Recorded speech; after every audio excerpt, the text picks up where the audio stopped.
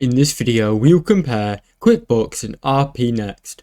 Quickbooks and Erpnext are both powerful tools for managing business finances, however, they serve different needs. Erpnext is an open-sourced, all-in-one ERP software designed for businesses that need to manage a wide range of operations. This can include inventory, accounting, HR, manufacturing, and sales. It provides a comprehensive, integrative platform for businesses looking to scale and customization.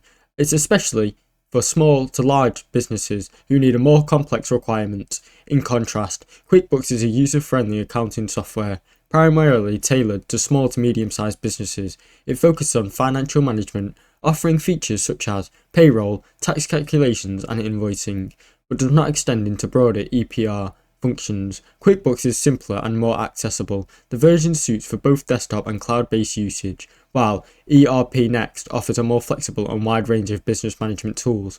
QuickBooks excels in the ease of use and is often preferred by businesses that need a robust accounting solution without complex systems. Thanks for watching. Don't forget to like and subscribe.